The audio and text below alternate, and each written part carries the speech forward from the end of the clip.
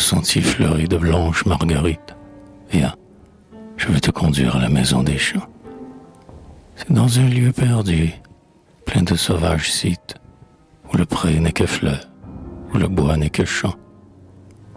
Pour s'y rendre, il nous faut marcher de longues heures, dans les ravins étroits d'un mont silencieux, car les humbles, vois-tu, bâtissent leur demeure, le plus loin de la foule et le plus près des cieux. C'est une maison blanche, avec la porte grise, et deux pignons pointus que darde le soleil. Elle a cette heure de paix qu'ont les vieilles églises, et cette heure de gaieté qu'à la ruche en éveil. Toujours ouverte, par une main charitable, la porte bat au vent, comme une aile d'oiseau, laissant passer, unis au parfum de la table, le bruit fin de l'aiguille et le chant du fuseau. Tu verras des bouquets grimpant dans la fenêtre, et des enfants jouant avec naïveté. La mère est avec eux, tu peux la reconnaître, à ce noble sourire, empreint de majesté. Le père n'est pas là, parti pour la colline, où l'orge remuante annonce les moissons. Il reviendra bientôt, en longeant la ravine, l'âme pleine d'amour et la lèvre en chanson. Pénètre doucement au fond de cet asile. Le vrai bonheur est là. Rentre. Parle tout bas. Il est là.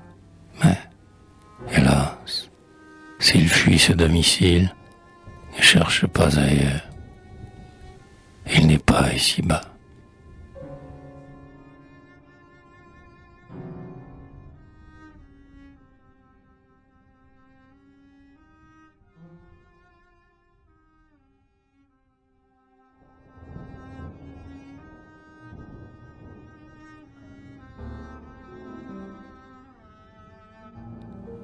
Comme il fait bon entrer ce soir dans la maison d'habitants, sise au bord de la route, comme on se trouve bien sous ce toit qui se voûte, et comme tout ce monde a le cœur simple et bon. Sitôt que nous avons passé la devanture, en longeant le fournil, dont le vaste grenier attend les blés claireaux, se hâtant des pieds, et les avoines qui sont appelées nos clôtures, nous nous sentons chez nous. Chacun nous reçoit, comme s'il nous avait attendu des années. Mais nous voyons, dès que nos mains se sont touchées, que l'âme de la race habite sous ce toit. Ah, paix, ô bonne paix des demeures rustiques, comme tu sais verser la gaieté dans le cœur, comme tu sais calmer la haine et la rancœur, au foyer des vertus et des gloires antiques. Vous devez être là, dis ces braves gens. Entrez donc vous asseoir dans la chaise berçante. Mangez, la huche est pleine et l'orge est jaunissante, car pour nos chants, les cieux se montrent indulgents. Si vous êtes transis, la lame de nos haches a fait tomber, nombreux, les bouleaux durs et ronds. Chauffez-vous et buvez dans ces vaisseaux profonds le lait que nous venons de tirer de nos vaches. Là, tout chante et sourit, tout le monde est amen.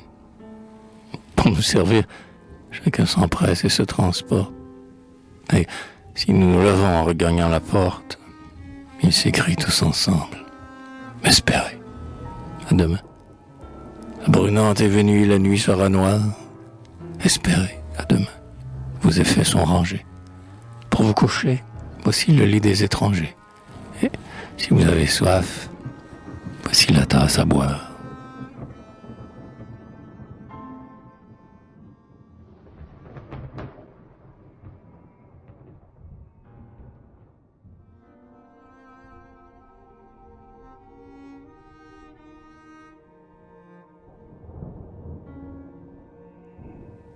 Oh, le bonheur de vivre en cette solitude, le cœur plein de chansons, libre du doute amer, et de prolonger nos yeux épris de certitude dans les infinis de la mer.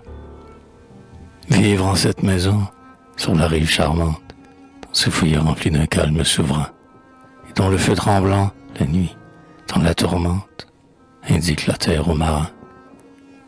Avec le flot qui chante, avec l'azur qui vibre, comme les goélands volant toujours plus haut. Monter à l'unisson, monter toujours plus libre, dans un rêve toujours plus beau. Le bonheur de finir nos jours sur cette grève, assis près de la mer, à l'ombre d'un bouleau, n'ayant pour cadencer le vol de notre rêve que le clapotement de l'eau. Mais pouvoir fuir, bien loin de la foule distraite, dont les yeux malveillants nous regardent, toujours. Pouvoir nous en aller dans cette humble retraite, pour des éternels amours.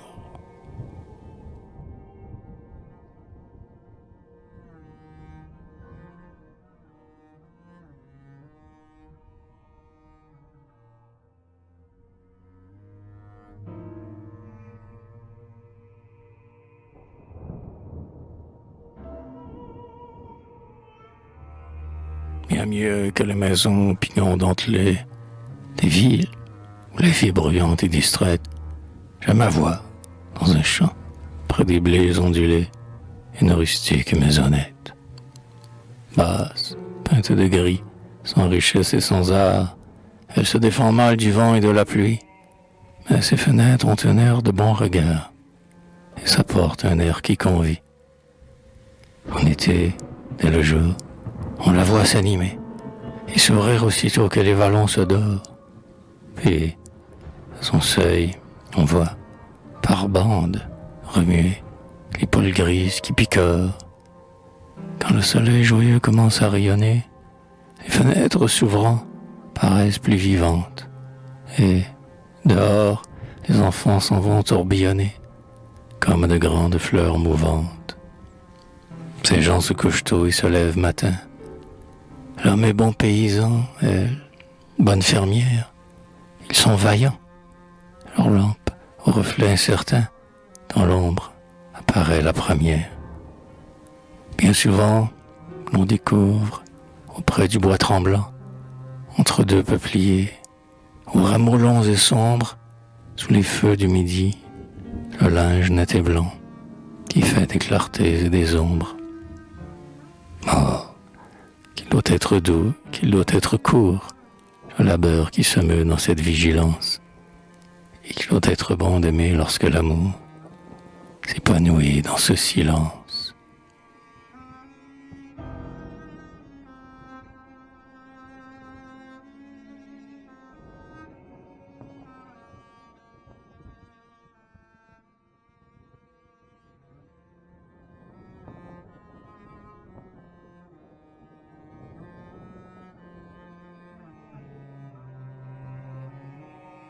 La maison que, jadis, je rêvais d'habiter est une humble maison au tournant de la route. Les arbres toujours verts qui la recouvrent toute lui font un abri sûr, l'hiver comme l'été.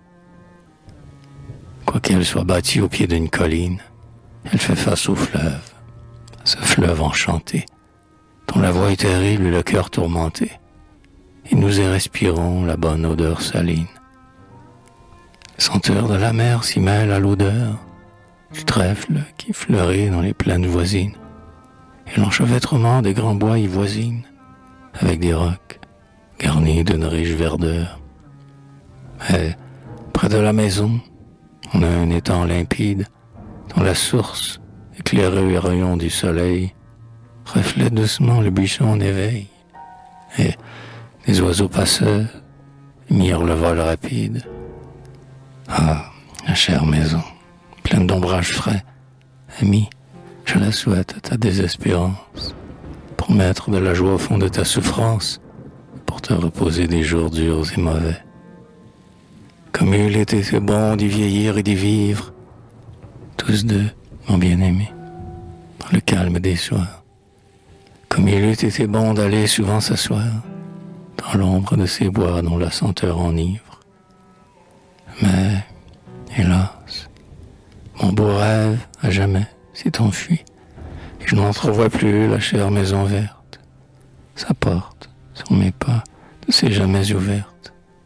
La maison et l'étang, tout s'est évanoui. Mais, sans avoir franchi le seuil de cette porte, où je devais trouver le bonheur attendu, Je connais les secrets de ce logis perdu, et je sais les douceurs que son silence apporte. Car un beau rêve laisse un peu de sa beauté au cœur qui s'est nourri longtemps de sa présence. Ce nid caché qu'avait bâti mon espérance a fait d'éteindre en moi sa paix et sa clarté.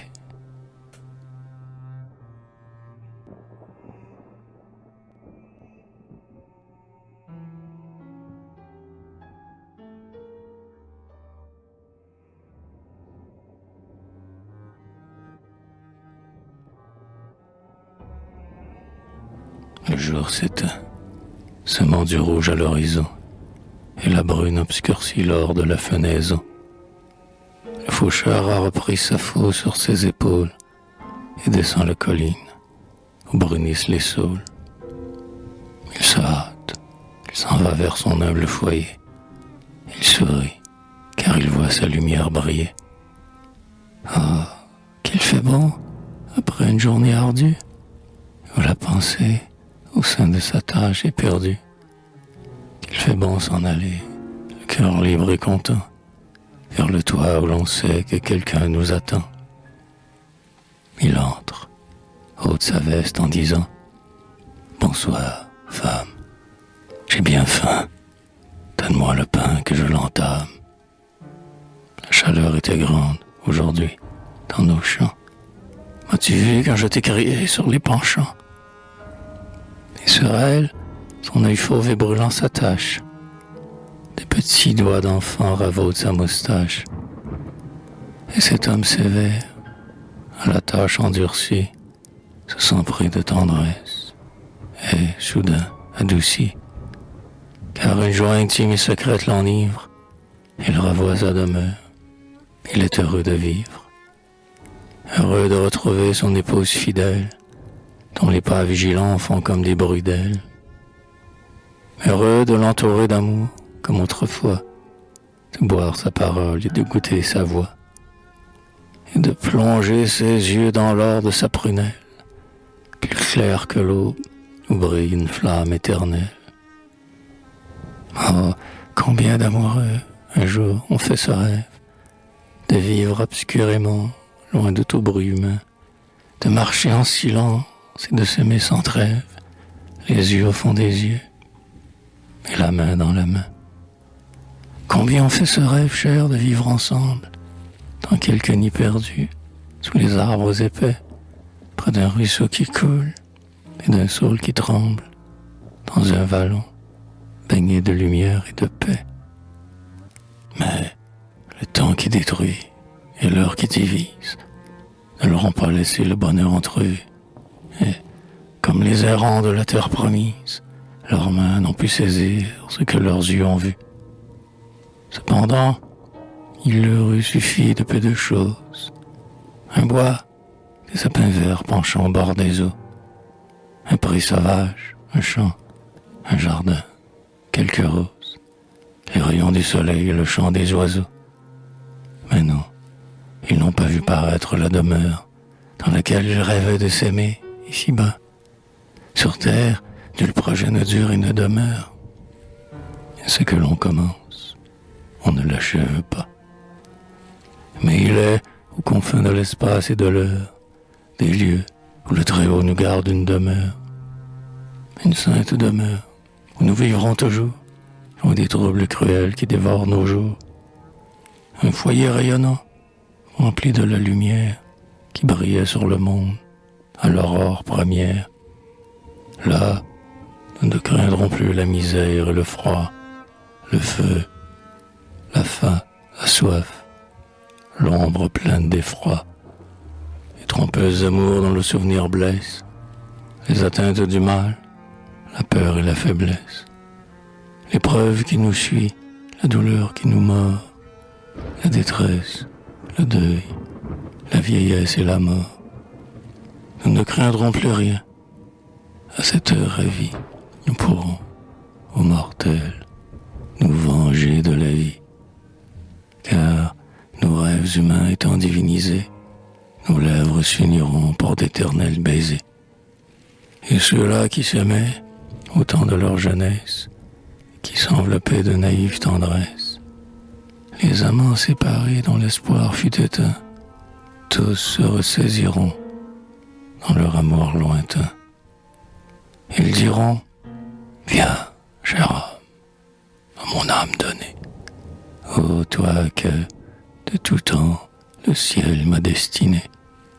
Ce jour que nous avons si longtemps attendu, ce jour se lève, enfin, parce qu'il nous est dû. Notre joie, elle fut noblement achetée. Avec des pleurs de sang, nous l'avons méritée. Viens, que je te possède, enfin, que, sur mon cœur, tu goûtes l'âpreté de mon amour vainqueur. Ton absence a creusé, dans mon sein, un abîme. Viens t'y perdre à jamais, dans un bonheur sublime. Qu'importe le chemin où seignèrent nos pas, qu'importe cette vie où nous ne vivions pas. Voici que l'ombre est claire et que la nuit est blanche. Enfin, voici venir l'heure de la revanche. Et, dès lors, ils auront commencé d'exister pour s'aimer sans retour toute l'éternité.